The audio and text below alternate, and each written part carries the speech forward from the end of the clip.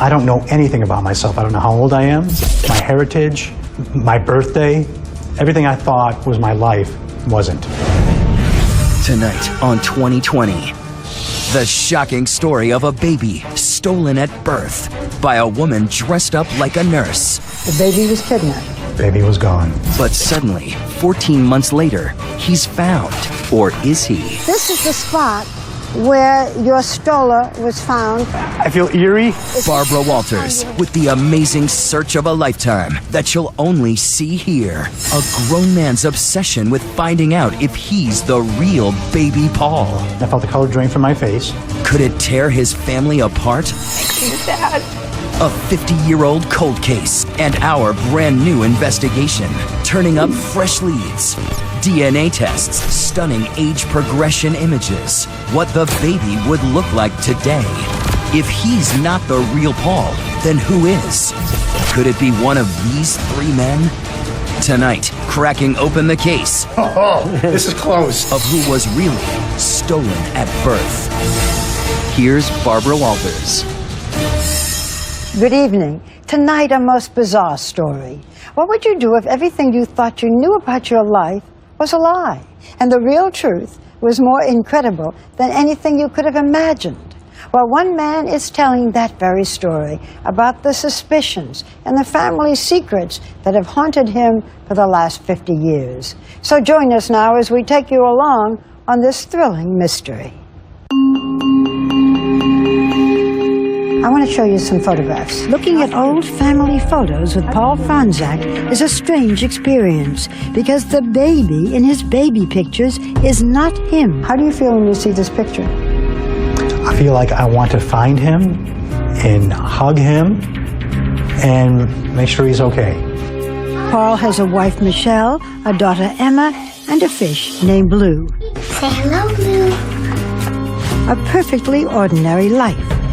The problem, as he recently discovered, it is not his life. This mystery, born of a terrible crime, was supposedly solved nearly 50 years ago. But today it is a paradox, so strange, even his name is not his own. Who is Paul Franzak? That's what I hope we can find. The story begins with a villain, an evil woman dressed in white, and a baby stolen at birth half a lifetime ago in 1964. Lyndon Johnson was in the White House, leading a nation still reeling from the assassination of President Kennedy. A young journalist named Barbara something or other was breaking into television, and the original super nanny, Mary Poppins, was coming to movie theaters. Spoonful of sugar helps the medicine go down. In Chicago, Chester and Dora Franzak, married 2 years, living in an apartment in his parents' home, were starting a family. A first pregnancy ended in stillbirth, but on Sunday, April 26th, Dora gave birth to a healthy 9-pound boy. They named him Paul Joseph. He was a very cute, alive, sparkly baby, and she was thrilled. Mary Trenchard Petrie was a 19-year-old student nurse at Michael Reese Hospital in Chicago.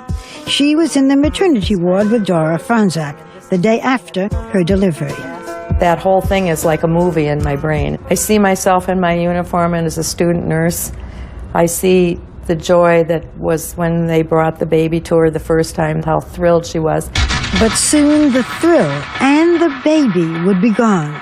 It was the last time Dora Franzak would hold her son. Earlier that day, a woman dressed like a nurse, all in white, had come into her room. She looked at baby Paul and left without a word. The woman had been seen elsewhere in the maternity ward several times that day and the day before. No one questioned her or raised any alarm. Former FBI agent and ABC consultant Brad Garrett has looked into this case for us. My sense is she was looking for what child she wanted to take. That afternoon, the woman in white returned to Dora Franzak's room. As I was leaving the room, a woman came into the room. This time, she did more than just look. And did Mrs. Franzak give her her baby? The woman said to her, the doctor wants to see your baby. And she said, oh, okay, and handed the baby to her. the fake nurse was able to whisk Paul Franzak out of the maternity ward, down several flights of stairs, and out of the hospital. Apparently she got in a cab and took off. Easy. Easy, very easy. Just like that, Paul Franzak, less than 2 days old, was stolen from his mother's arms and vanished. The baby was kidnapped. Baby was gone. Mary Trenchard says 45 minutes passed before the baby was missed. They said, "Do you have the Franzak baby?" And I said, "No." And she said, "Well, then the baby's gone." I was like, "Gone where?" You know, and she said, "You go back to Mrs. Franzak's room and stay with her. The baby's been taken." There was a frantic search. Nurses turned the hospital upside down. But astonishingly, for several hours, no one told Dora Franzak, the one person best able to describe the kidnapper, that her baby had been taken. Your heart must have been in your mouth. It was awful. Finally, authorities came empty-handed to the maternity ward to deliver their stunning news. And they told her, "Mrs. Franzak, your baby's been taken." Is there anything you'd like to add, Mr. Franzak? Do you have any personal theory? What would you like to tell the person who took the baby? We uncovered rare archival news photographs and film footage of the case. Here is Chester Franzak, the day after learning that while he was at work as an aircraft machinist handing out celebratory cigars, his boy had been stolen. Do you have an appeal to the kidnapper? I pray that she'll take care of the baby and return him.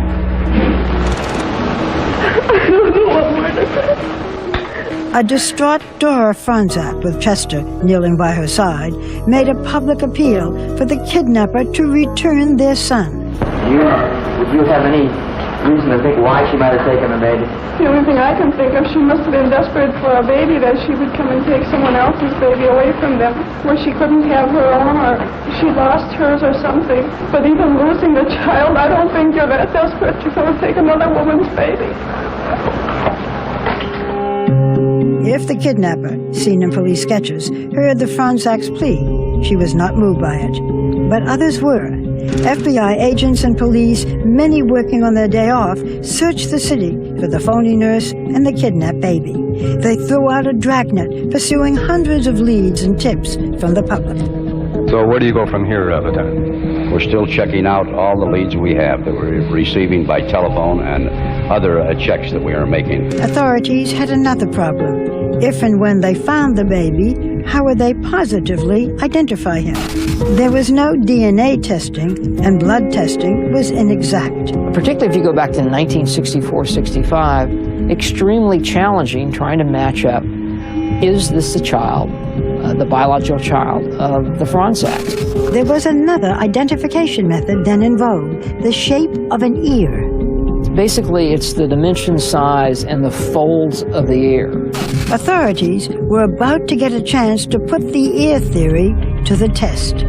14 months after the kidnapping, a child was found.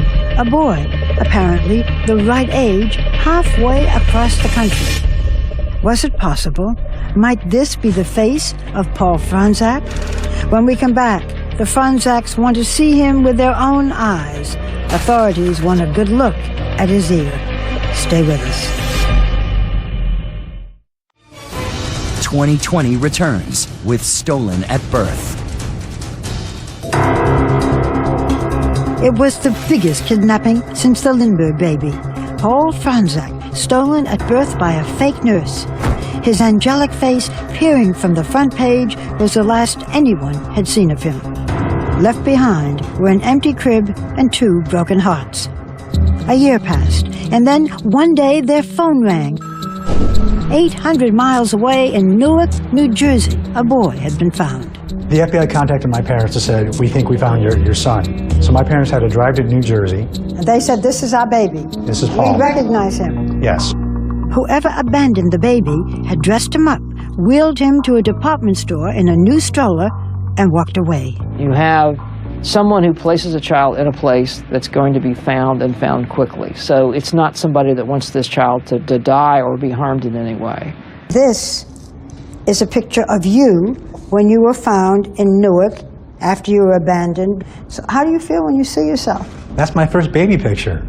That's all I have so far. This is it. That's it. This is the boy New Jersey authorities called unknown male number 1 in the arms of a nurse from a Newark hospital. Somebody wheels a stroller, puts you here, walks away. It never looks back. And never looks back. It's crazy. Last week, we returned to Newark, New Jersey with Paul Franczak, back to the very place where someone left him sitting in a stroller 48 years before. Is it emotional for you to be here? It is. I feel eerie. I feel anxious. I feel excited. I feel sad. Yeah. All those things. Paul Franczak, back on a New Jersey street, a crossroad in his life. So I wish these walls could talk. You know, maybe we could learn something. I don't know. It's just. I can't believe that this actually happened. I can't believe it's my life. In the summer of 1966, the Franczaks believed their family had been miraculously reunited. The FBI ordered a series of blood tests on the abandoned boy and compared photographs of his left ear with that of the Franczak baby. Eventually, confident enough that they informed the Franczaks, who said they had no doubt that the child was theirs. They brought him home to Chicago and, for the second time, named him Paul Joseph Franczak. Your parents were convinced. Why were they so convinced? I feel it's the FBI. The FBI is like the epitome of authority. And when they say, this is your child, I would believe them. That's it. And that ended the search. Yes. At that point, everyone stopped looking for Paul Franczak. That was the end of the story. Yes. Tell me about your childhood. Was it happy? Yeah, it was a great childhood. Barbecues, family get-togethers, family vacations. The family, so often filmed in heartbreak, now recorded home movies of their own. The star of every celebration, of course, was Paul. They had missed his first step, first word, first birthday, but Paul was now back where he belonged, blissfully unaware of his past, until years later. When you were 10 years old, you had a shocking discovery. Tell me about it. I was looking for Christmas presents and snooping around the house, and I found all these boxes. And it turned out it was a box of clippings and a bunch of cards and letters all about a kidnapping. Did you ask your parents about it? I did. I asked them, what is this? And they said, well, you were kidnapped. We found you. Just like that, you were kidnapped, we found you? And that's all that matters. You're our son, we love you. How did your parents explain what happened to you? They really didn't talk about it. It was something that we really didn't bring up in the house. It was a very touchy subject. Did you ever feel that there was anything out of the ordinary when you were growing up? Well, I did notice that I didn't resemble anybody in my family. You had a brother? Correct. Yeah. And he looked like your parents? Exactly like my dad, 100%. And you didn't at all? Not at all. When he grew up, Paul pursued a career as an actor. Told you we were nice. We're really nice. His resemblance to George Clooney got him work as a stand-in in Ocean's 11 movies. Ready, steady, go! Today, Paul works for a college in Nevada, where he lives with his wife Michelle and their daughter Emma. Good job. Again, Daddy! Do you remember how you felt when Paul said, I'm not really sure who I am? The first time he told me, I thought he was joking. I thought he was just kidding around, but then once I realized it was true and I saw the newspaper clippings, I felt very sad for his parents and sad for him. How do you think it has shaped him? I think as a 10-year-old boy, when he first saw those newspaper clippings, not realizing who he was, I'm sure that has somehow shaped him and that's done something to him over the years. It's just sad. Was it sort of there in the back of your mind, this peculiar thing? It was really a big part of me through my whole life, and it just got bigger and bigger and bigger. Who am I? Who am I? Yeah. Then last year, Paul happened to see a DNA test kit for sale at a local drugstore. At last, an easy answer to the question that had followed him all his life. The hard part, asking his parents for a DNA sample, forcing them to travel back in time to the most painful part of their lives. It's something I wanted to do for a long time, but I never really had the nerve to ask my parents. Still ahead, will the Franczak family agree to end decades of doubt, Paul is determined to find the truth, but his parents seem just as determined to keep it hidden. And they said, Paul, please don't send it in. We don't want to know. Stolen at Birth continues. Once again, Barbara Walters. From his home in Las Vegas, a city defined by luck and loss, Paul Franczak took the biggest gamble of his life. After decades of wondering, of suspecting that he might not be the baby stolen from his mother's arms, he asked his parents for samples of their DNA. I think I got him off guard a little bit. Because I mentioned to my mom, did you ever really wonder if I was really your child? And she said, yeah, we thought about it. I said, well, what if we can find out a way? And they said, well, yeah, we'd like to know. And then I went and got the DNA kit, and it was all done in 5 minutes. But later, second thoughts. Were you ready to handle whatever secrets might come out? Yes. Were your parents ready to handle the secrets? No. They called me and they said, we don't want you to have that test done. And if you do it, we don't want to know. I had the packet ready to go on my desk in my house for about 3 weeks. And I would pass it every day, fighting with whether to do it or not. And finally one day I told my wife, I said, you know what? I have to do this. I really need to know. It was the answer that he had anticipated and feared. The results were in. The test that would tell him if he'd been living a lie. Describe the moment when you got the results of the DNA test. I got the phone call. I found out that there was no remote possibility that I was a Franczak child. And all of a sudden I felt the color drain from my face. And I said, are you okay? And he said, I don't know. He said, I feel a little dizzy. I need to stay in my chair right now. And all of a sudden I started thinking, I don't know anything about myself. I don't know how old I am, my heritage, my birthday, all these things that people take for granted. Everything I thought was my life wasn't. He said, I don't know anything about myself. And I said, well, you do. You're my husband. You're Emma's dad. You know who you are. But who he is not this baby boy. For Chester and Dora Franczak, the fairy tale ending to their family tragedy was revealed to be just that, a fiction. How does a loving son say to his parents, you are not my biological parents? That was another hurdle I had to go through. My dad's 82, he has a hard time hearing on the phone. And my mom, I knew she would be very upset. So I really thought the best way would be to send them a letter. Would you read it? Sure. All right, so it's Dear Mom and Dad. First, I am your son and always will be. I love you both, and that will be forever. I am not the kidnapped baby that you had stolen from your arms on April 27, 1964. This means that the real Paul Joseph Franczak may still be out there, alive, not knowing who he is. I know this is hard for you, but this is also about me at this point. What was the reaction of your parents? My dad called me, and he called me a name that he never has called me before in my life. How'd you feel? I was speechless. And then my dad hung up. In their heart, I was their son, and that's all that mattered. Did you think maybe you shouldn't have taken the DNA test? I struggle with that quite a bit. I love my parents, and I always do what they ask, but this is something that I really felt I had to do. But the truth hurts. The Franczak's prayers to find their stolen baby had actually never been answered. I feel like the Franczaks, it's like their baby has been kidnapped again, like they're going through it all over again. For Mary Trenchard Petrie, the student nurse who witnessed their grief firsthand, it is still a heartbreaking development. We have a film to show you from 1964. It's your parents at a press conference just days after their baby was stolen. Let me show it to you. Okay. The only thing I can think of, she must have been desperate for a baby, that she would come and take someone else's baby away from them. What are your thoughts when you see this? It just really hits home with how my mother-in-law felt. And then it hits home that the pain that she went through then, I'm sure she's feeling it now.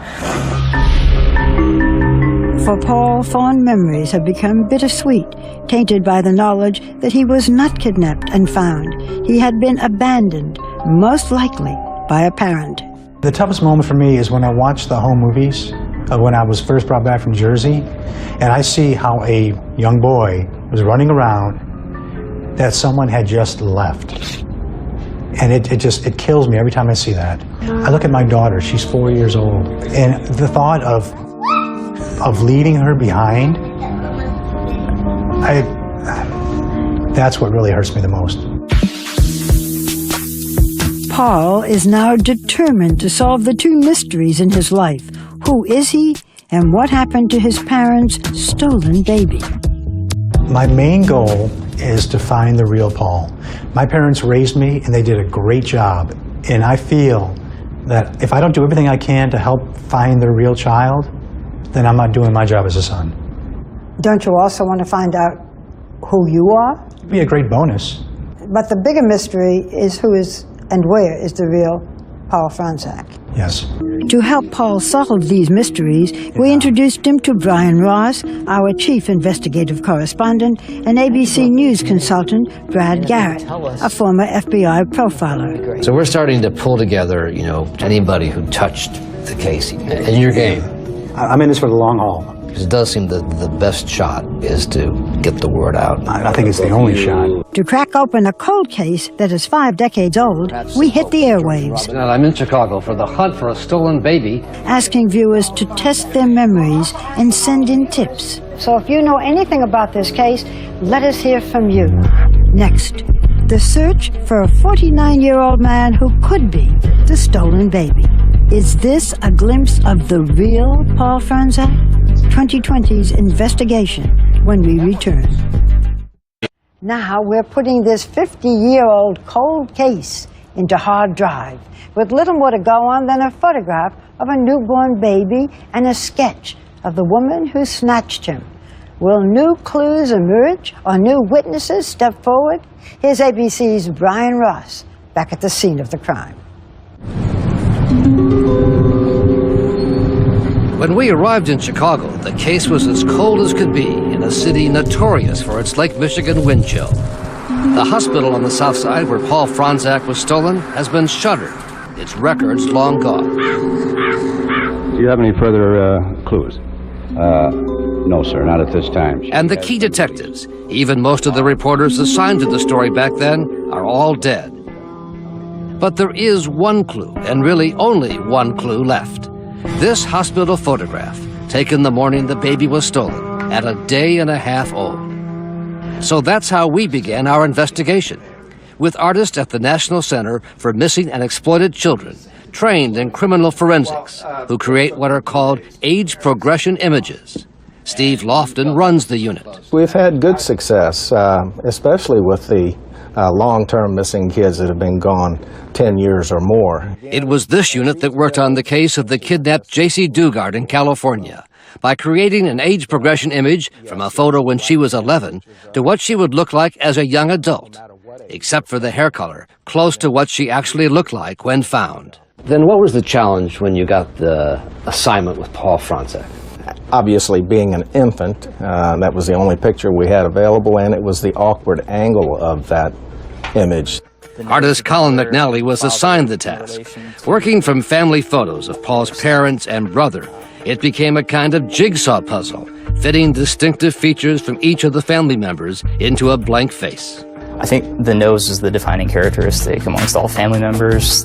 The deep-set eyes are another characteristic. Along with the mother's mouth and lips, plus a high hairline found in both the father and brother. And then, for the first time, what the real Paul Franzak could look like, 49 years in the making, from blank face to a handsome man in a dark shirt who was stolen from his mother's arms and does not know it. I feel good about it. I think it is in the ballpark, yes, sir. That if he's alive, there's someone who looks like that? Yes, sir. Yes, I would bet on it. The last known sighting of the baby and the kidnapper was at this intersection in the Chicago neighborhood of Bridgeport, where a cab driver told police he had dropped them off after picking them up at the hospital. 35th and Halsted is where the cab came from the hospital. The police went door to door looking for possible suspects. The search went on for days in 1964. Hundreds of police officers and FBI agents were involved, and our consultant Former FBI agent Brad Garrett says it is likely the kidnapper had some ties here, given past infant abduction cases. They tend to be from the community where they take the child. So we did our own door-to-door canvass with the image from the Center for Missing and Exploited Children and another one produced by artists commissioned by ABC News from the Michigan firm Fojo.com. Some of the old-timers in Bridgeport remembered the case. I do remember that baby being stolen. And a few remembered the door-to-door search. Yeah, there was handbills with the picture of the woman. A drawing? Yeah. You don't recognize these pictures. But that was about all. So then, once again, on the air, on our ABC station in Chicago, Channel 7, to show the new age progression photos. Of what he might look like. And within hours, the tips began to roll in. One viewer said the stolen baby was a Chicago fireman, and we'd find him at this station house on the south side. Never heard it. Never heard of it. Next, another viewer thought the owner of this suburban restaurant was the stolen baby. What do you take your hat off there? What do we see? No? No. But another lead gave us new insight into the woman who kidnapped the baby. She may have tried to steal another baby a few weeks earlier from the backyard of this home, also on the south side of Chicago. And all of a sudden, I heard my mother scream, "Oh my God, that's her." And Mom was pointing at the old black and white TV set, saying, "That's the woman who was in our yard, trying to take Nicole." Joan Rome was a teenager at the time, and her niece Nicole was 10 months old, in a baby carriage, while Joan's mother took down the sheets from the laundry line. Mom immediately ran to the other side of the sheets and yelled at the woman, "What are you doing here? Get out of my yard." The woman had taken the mosquito net off Nicole's buggy and had her hands in the buggy ready to grab Nicole. So she took off running? She took off running, yes. And my mother scooped that baby up and took it right in the house. She says her family called the local police precinct, but that there was never any follow-up. Boy, that's really interesting. When Brad Garrett and I went to Las Vegas to brief Paul Franzek on the hunt, he was disappointed that so many of the tips were blind alleys, but convinced the drawings were still the best leads. Well, that one looks exactly like my mom and all her brothers. I mean, my mom was Croatian, and that looks exactly like that drawing there. Right, yeah. And in fact, the drawings would lead us to a new batch of intriguing leads, several serious enough to conduct DNA testing, with FBI agents eager to hear what we found. I could be Paul. I might be Paul Franzek. I do believe that there's a chance of me being Paul Franzek. When we return on 2020. Stolen at Birth continues. Once again, Brian Ross. The search is on, with new solid leads coming in from the oil fields of the West. I could be Paul. To Southern California. I might be Paul Franzek. To a family that added facial hair to the age progression image and saw the spitting image of Dad. I do believe that there's a chance of me being Paul Franzek. After almost 50 years, there is now new life in the stolen baby investigation that the FBI closed out in the 1960s. We're going to do everything that we can to follow up to see if that baby is out there. I keep looking through it. The special agent in charge of the FBI office in Chicago, Robert Shields, says the case was reopened after Paul Franzek's DNA revealed he was not the stolen baby. And Shields showed me the thousands of pages of documents from the old case files, including one signed by then FBI Director J. Edgar Hoover. J. Edgar Hoover. J. Edgar Hoover. You could tell just from documents you're seeing here that it was a significant investigation with a priority. We believe there's someone out there that has information. Is there a danger that the person who thinks he might be the stolen baby would say, but I don't want to turn in my mother as a kidnapper? There's always that concern, and I would ask them to reach out for us, talk with us. Would you actually prosecute 50 years later? That's the U.S. Attorney's Office who would make that decision, but we definitely would follow up with them and see whether or not this could be prosecuted. Law enforcement experts told us that once the age progression images were made public, we should be prepared for all kinds of people to come forward with their own reasons why they might be the grown-up stolen baby. And so far, 4 separate individuals have come forward, each of them 48 or 49 years old. about the right age range. Joe Lang and his wife Joni contacted us after they saw the age progression images on the ABC News website. It's about as close as it's going to get, I believe. It is shocking at the similarities. The hairline, everything is a match. Rub it around in there. Lang volunteered to have his DNA tested, telling us that he learned at the age of 8 he was adopted under what he called suspicious circumstances. Nothing adds up. Nothing is normal. Everything is different all the time, and that's you. It was much the same story with Cody Hall of Loveland, Colorado. His wife, Pamela, contacted us after seeing the story on television. The baby picture really reminded me so much of Cody that it gave me chills. Paul said he wanted to take a DNA test because he never knew his birth parents and was told he was just found somewhere by a relative. She just said she found me, but I don't know how that was done. And then there is David Fisher, who lives outside Fresno, California, a man with a troubled life that he says grew out of uncertainty about his real identity and parents, even questioning what appears to be a valid birth certificate. I do believe that there's a chance that I am the stolen baby, just due to the fact of all the circumstances of my childhood and how I was raised and how I was passed around. As he provided us with his DNA sample, he told us how his wife and children saw the ABC News stories. And when they saw the picture pop up, they said, "Dad, that looks like you." And when his family added facial hair to the age progression images, there was a distinct resemblance. I was totally shocked when I saw the resemblance. If I had no mustache, it would be me. But we found it even more intriguingly closer to Chicago, in Kansas City, where we sent our consultant, former FBI agent Brad Garrett, to meet with a man who did not want to be identified publicly, but said he not only looks like the drawing, but that his grandmother was found with an aged clipping of the original kidnap story from 1964, hidden in her personal effects. There's enough loose ends in this case, in this particular lead, that we believe that we can sort of cut to the chase with a DNA test. But with 4 separate DNA samples ready to be tested, the best leads in 5 decades, our investigation hit an unexpected roadblock. Paul Franczak reported that his parents and his brother refused to provide their DNA samples to us, making it impossible for us to see if any of the men were a match. My parents love me and I love them, but for some reason, they don't want to know.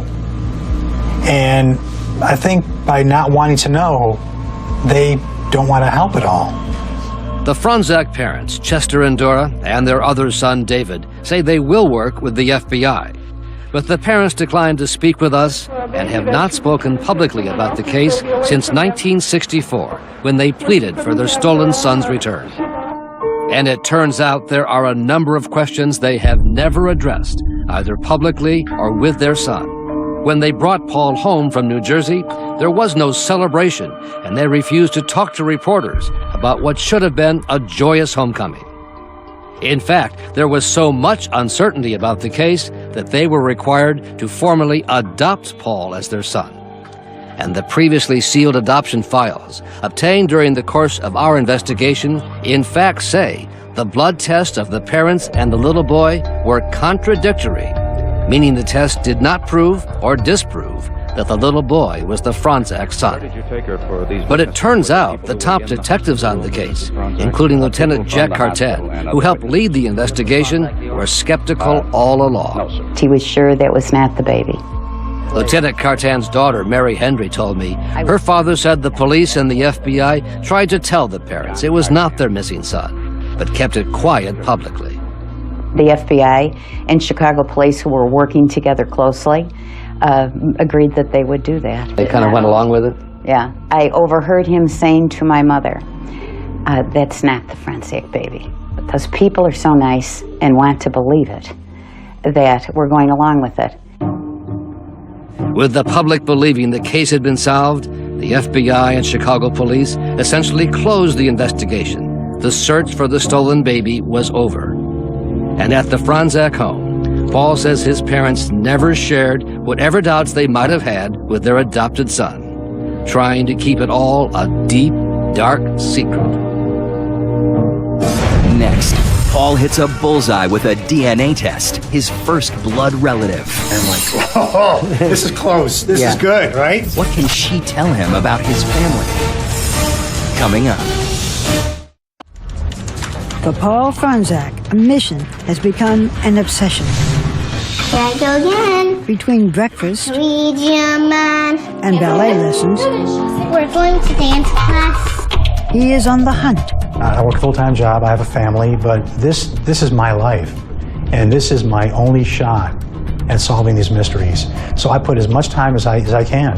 Everyone goes to bed at night. I'm online researching. This is my first actual baby picture right here. His focus is finding his parents' stolen baby, but he is still searching for clues to his own identity. I feel kind of like an imposter because I'm using his birth certificate. Paul is out there, and I have his birth certificate, and I want to give it to him, and then I want to find mine. Desperate to find any connection to his biological family, Paul sent DNA samples to the genealogy site Ancestry.com. We took the sample that you gave us, and we put it on a chip. What that does is it gives us a unique DNA signature that only you have. So we compare your DNA to DNA from populations all over the world. So you're kind of like CSI, but you work with DNA. It's family history. The results were Paul's first indication of who he is and where he's from. There were surprises about his ethnic roots. You are 37%, according to our analyses, of European Jewish descent. Wow. Is that new? Well, I was raised a Roman Catholic. Well, so this is interesting. So now I've been twice baptized, and I'm actually Jewish. So it's kind of cool. I have to learn a whole new religion now. I'm excited about that. Even more exciting, a major development in Ancestry.com's search. Finally, a link to his first blood relative, a third cousin. I saw a third, and I'm like, whoa, this is close. This is good, right? Yeah, it was like a lottery when I saw that. If you communicate with her and she wishes to work with you and help with you, looking at her family tree could actually be very informative. You have been in touch with that cousin. I have. And she got back to me and said, wow, how can I help? And how has she helped? She sent me a list of her relatives. I believe that once we actually have that family tree, we can start looking for where my DNA overlaps with their family. If any of her relatives lived in or near New Jersey, where Paul was abandoned, they could be the key to unlocking the mystery of who he is. So we have to kind of work on that path. To see if anybody really does know who you are or what happened. Right. But how much a part of your life is this whole searching? Right now it is a lot.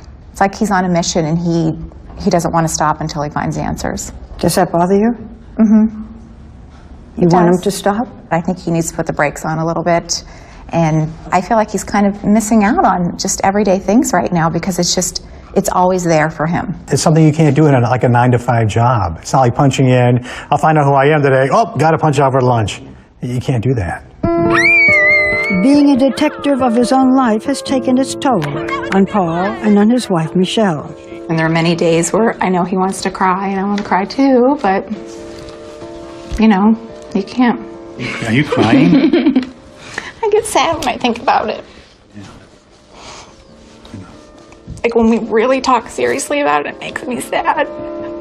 As for Paul's parents, Michelle says there is now a rift that she hopes can soon be repaired. They love him. They don't care whether he's their biological son. Paul is their son. And I think what they're feeling right now is, why do you want to do this? We're your parents. Aren't we good enough? I think that they're maybe feeling as though he wasn't happy with his upbringing. But that's not the truth. Yeah, and I can't understand that kind of thinking, because if anything, it should get stronger by finding out these missing links. I mean, how could you not want to know what happened to your kidnapped child? So the search continues, and the hope that a tragic mystery can one day end in a reunion 50 years in the making. If you found the real Paul Franczak, what would you say? At first, I think I'd have to give him a really long hug and say, I've been looking for you for a long time, pal. And then I just ask him how he is. How is his life? You know, you may never find the answers. But I might.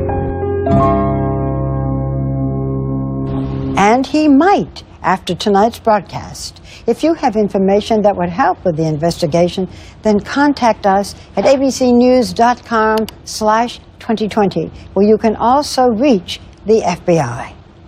And before we say goodnight, we would like to note the passing of our longtime 2020 colleague, Richard Gurdeau. He was a wonderful producer, writer, and friend to all of us, and he was here at ABC for 43 years. Our thoughts and prayers go out to his wife, Patty, and his family. I'm Barbara Walters for all of us at ABC News and 2020. Have a good night.